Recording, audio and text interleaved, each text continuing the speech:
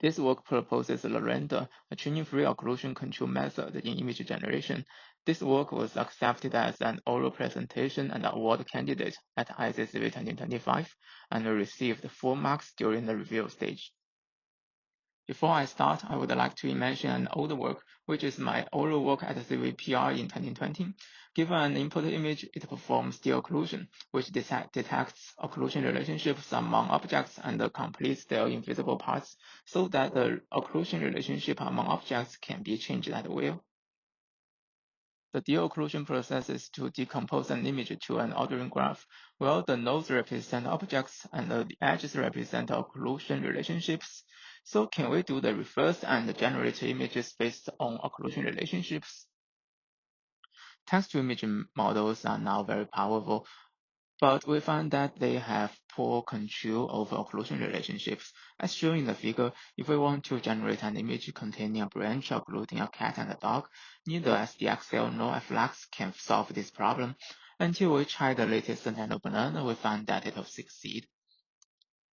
However, when we change the occlusion relationship, such as putting the dog in the front and occluding the branch, and then letting the branch occluding the cat, or vice versa, putting the cat in the front and the dog in the back, we find that nano banana fails and still generates images with the branch in the front. This phenomenon may be because occlusion relationship is based on subtle physical relationships, while existing text-to-image models may be more accurate in controlling semantics. So what does LaRender do? First, LaRender can be plugged into diffusion-based text-to-image models to control the occlusion relationship of objects. It works well for complex occlusion, unusual occlusion, and even surreal occlusion. We also find that LaRender can control the opacity of the object. A popular way to control occlusions might be like this. We can collect paired data, design control signals for occlusions, and fine-tune a diffusion model to achieve it. It should work, but the cost is high. Let's rethink what is visual occlusion. It happens when a scene is projected into human eyes or camera. 3D rendering simulates this process in a physical way. So let's start from rendering. This is the formulation of discretized volume rendering process, which integrates the color at each point along the line of sight. Then let's think about what happens if these are high-dimensional representations. Let's use the grid pattern to represent high-dimensional representations, which at each point is C-dimensional, and the rendering result is also a C-dimensional feature map.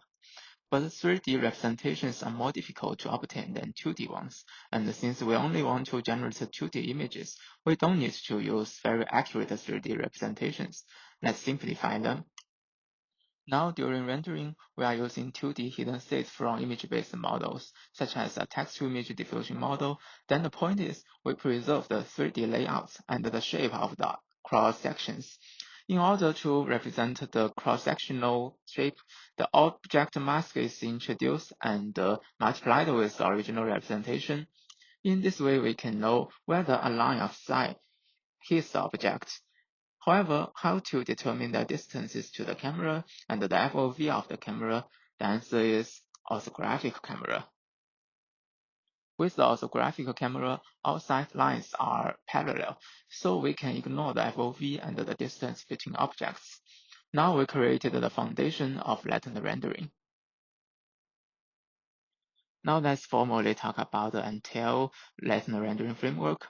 Given a pre-trained text-to-image diffusion model, we focus on each cross-attention layer. Normally, it uses a single prompt to perform cross-attention to produce the output. Now we remove this process and replace it to our latent rendering process. As shown, the input is an occlusion graph with bounding box of each object. We perform topological sorting to arrange the objects in a row from bottom to top. Then we reuse the cross-attention layer to allow the input hidden state to attend to each object's prompt, reproducing individual hidden states for each object. However, these hidden states do not reflect the exact locations and shapes of the object, which are required by latent rendering. We first use bounding box masks as indicator of objects' locations and adopt the cross-attention maps after normalization as an approximation of shapes. Afterwards, we combine them and we combine them as occupancy masks and multiply them with objects' hidden states. Now we are ready for the final rendering process. We emit a parallel line of sight from the orthographic camera. It first bypasses the red. It first bypasses the red rectangle and hits the green circle, and hits the point. The hitting point is completely visible. Then it travels through it and hits the blue triangle. Obviously, this hit point is not as visible as the first one. Finally, it traverses through the blue triangle and hits the yellow wall. At this point, the visibility is even lower, and finally the rendering result is obtained in the output map. We use the accumulated transmittance T to represent this visibility, which is an important part of our rendering formula. Some line of sight may hit all objects, while others may hit few objects. In the end, all line of sight are rendered to get a final rendering result. During this process, the only parameter is the sigma, that is the density of each object. For opaque objects, we can just set a sufficiently large value, and while adjusting this value, we can change the opacity or density of objects. These are the results compared with baseline methods. Since no occlusion control baselines are available, we choose text control and layout control methods. Our LaRender obviously produce more accurate occlusion relationships than baselines and preserve the very high generative quality. These examples contain more than 2 objects. LaRender also performs very well, while other methods either lose objects or have incorrect occlusion relationships. Occlusion is a different concept from layouts. Here we show cases with different occlusion relationships while in similar layouts, like the teddy bear and the computer, the piano and the guitar, the dog and the cat, the bell and the boat, the chair and the guitar, the windmill and the trees, and the examples with more objects. These are some failure cases. Occlusion might be wrong if objects are inaccurate, like the bird and the window. The bird is in front of the window but does not occlude it because the position is not precise. The occlusion might be wrong if the sight differs too much. Sometimes one of the concepts might be lost if they are too similar, which is a known problem for text-to-image models. Interestingly, objects sometimes mix together, probably because the rendering is performed in representation space rather than in pixel space.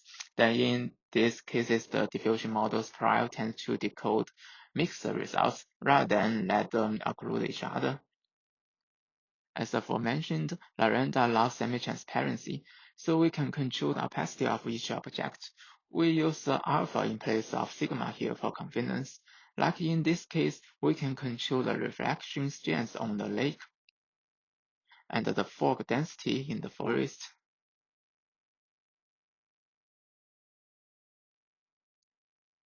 Also, the density of palm trees and the strength of long exposure effect. We can control multiple effects at a time, like in this example, we can control the rain without a line, control the sunlight without a rain, and let them appear in the scene at the same time, and the intensity can be controlled separately.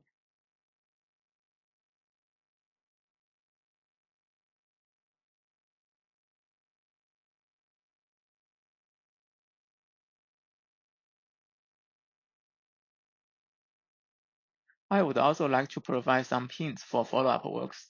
Latent rendering is essentially about simulating physical processes in representation space, and occlusion control is just one small aspect of its capabilities.